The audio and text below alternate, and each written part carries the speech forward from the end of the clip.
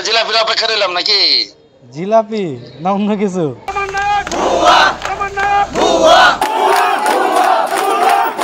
আমি স্পষ্ট ভাষায় বলতে চাই যে এই যে সমন্বয়ক, যে যার রিপোর্টের প্রেক্ষিতে তাৎক্ষণিক বদলি করা হয়েছে একজন চৌকস অফিসারকে, সে একটা আওয়ামী পরিবারের, সে দীর্ঘ বছর যাবৎ, শুধু 17 না বহু বছর যাবৎ তার পিতা, এবং তাই সে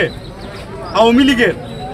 বলিষ্ঠ ভূমিকা রেখে এই দেশের যত ধরনের অন্যায় অত্যাচারের সাথে সম্পৃক্ত ছিল।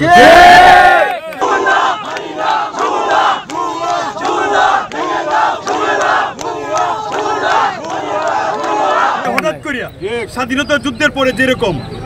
রাজাকাররা আইসা মুক্তিযোদ্ধা হয়ে গেছে, সে এরকম ভাবে 5 তারিখের পরে আইসা হঠাৎ করে কোত্থেকে আইসা সে সমন্বয় দাবি করে। বুঝতে পারি না, সে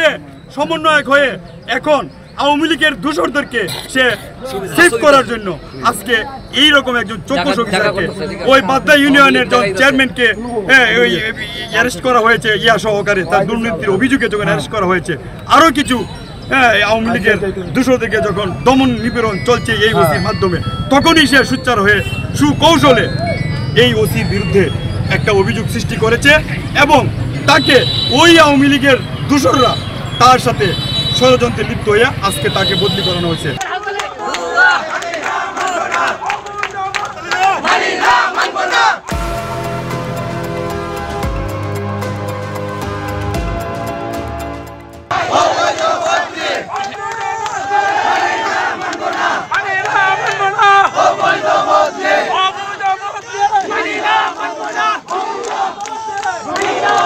আওয়ামী লীগের সাধারণ সম্পাদক এবং বর্তমানে বাদ্দা ইউনিয়ন পরিষদের চেয়ারম্যান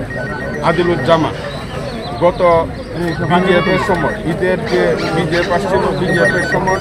তার এখানে যখন চাল পাওয়া যায়, তখন পাবলিক যখন তার বিরুদ্ধে মিছিল করা শুরু করে, তখন আমাদের ভারপ্রাপ্ত কর্মকর্তা হোসেন স্যার ওইখানে যান এবং পাবলিকের আবেদনের প্রেক্ষিতে এবং মিছিলের প্রতিবাদের প্রেক্ষিতে এবং সুনির্দিষ্ট তার চাল পাওয়ার প্রেক্ষিতে তাকে অ্যারেস্ট করে নিয়ে আসে।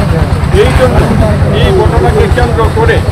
আওয়ামী লীগে আজকে যারা সমন্বয় সেজেছেন তারা আওয়ামী পরিবারের, এবং যারা আদিলুজ্জামান আওয়ামী লীগ পরিবারের ওই যুগসূত্র থেকেই তাকে একটা মিথ্যা অভিযোগের প্রেক্ষিতে আজকে এখান থেকে বদলি করা হয়েছে। আমরা চাই এই বদলি অনতিবিলম্বে স্থগিত করা হোক এবং তাকে এই কর্মস্থলে যোগদানের সুযোগ দেওয়া হোক।